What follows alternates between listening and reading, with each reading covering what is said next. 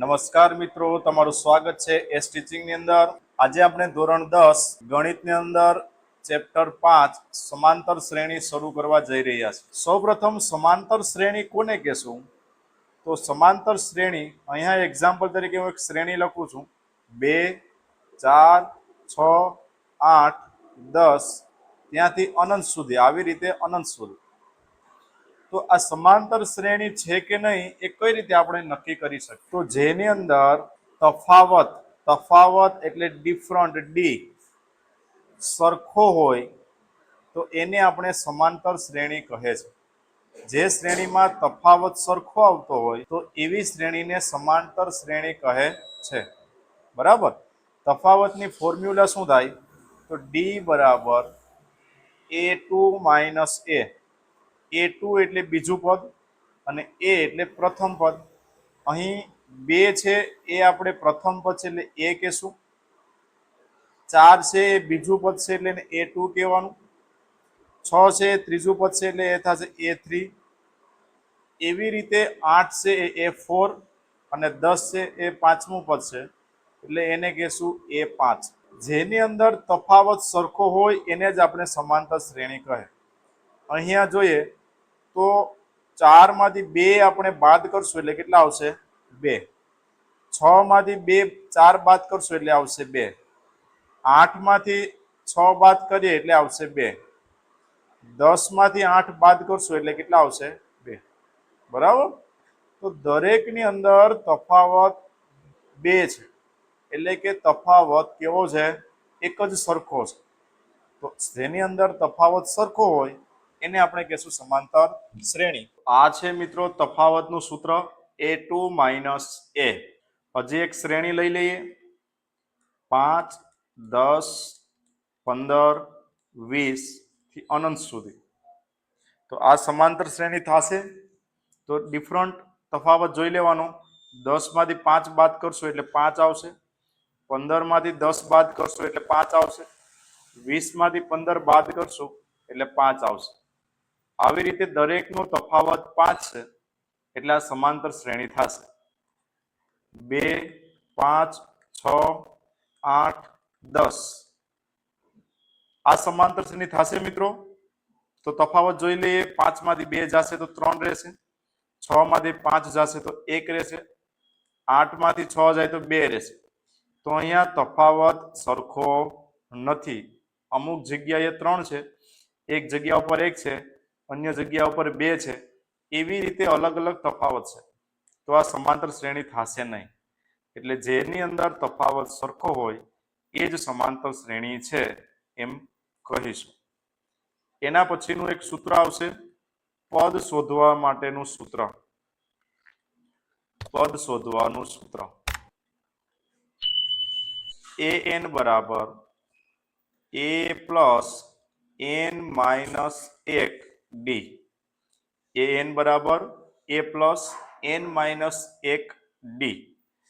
આ છે પદ શોધવા માટેનું સૂત્ર. a એટલે આપણે બધાને ખબર છે, પ્રથમ પદ હોય એને આપણે a કહેશું. અહીં n એટલે શું થશે? જે પદ શોધવાનું હોય એ પદ એટલે n. એક્ઝામ્પલ તરીકે 7મું પદ શોધો તો 7 શું થશે? n. બરાબર. જેટલામું પદ આપણને મેળવવાનું છે, શોધવાનું છે એ થશે n. એટલે જે પદ શોધવાનું છે તે પદ એટલે શું થશે? n. એના પછી ડી છે. ડી એટલે આપણે બધાને ખબર છે તફાવત, ડિફરન્ટ એટલે થશે ડી. અને an એટલે આપણને જે પદ 7મું પદ મેળવો તો 7મું પદ કયું હશે? એ થશે આપણનો an. બરાબર. એના પછી આપણને એવું કહે કે પ્રથમ પદ મેળવો તો પ્રથમ પદ એટલે શું થાય? a. બરાબર. એ એટલે થશે પ્રથમ પદ. સમાંતર શ્રેણીમાં જે પેલું જ પદ આપેલું હોય એ થશે પ્રથમ પદ. બીજું પદ કઈ રીતે મળે? તેનું સૂત્ર છે a પ્લસ ડી. ત્રીજા પદનું સૂત્ર છે a પ્લસ 2d. એના પછી ચોથા પદનું સૂત્ર થશે a પ્લસ 3d. એટલે આપણે જોઈ શકીએ કે ચોથું પદ શોધવું હોય તો a પ્લસ ડી ની આગળ કેટલા મૂકશું? એનાથી 1 ઓછા, એટલે ચોથું પદ છે તો 1 ઓછું એટલે 3d. ત્રીજું પદ છે તો કેટલા મૂકશું? 1 ઓછા એટલે 2d, બરાબર. એવી રીતે 50મું પદ હોય તો શું થશે? a plus 49d. 100મું પદ હોય તો શું થશે?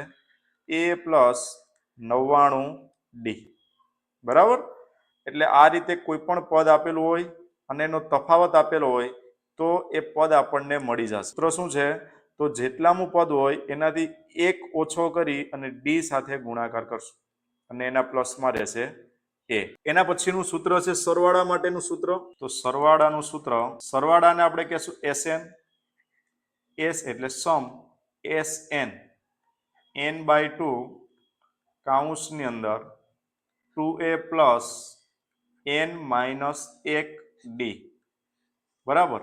અહીં પદ શોધવાનું જે સૂત્ર હતું એવું જ છે, ફક્ત n ના છેદમાં 2 અને અહીંયા જે a ની આગળ 2 છે એટલા એડ થયા, બાકી છે સૂત્ર જે રીતે હતું એ જ છે.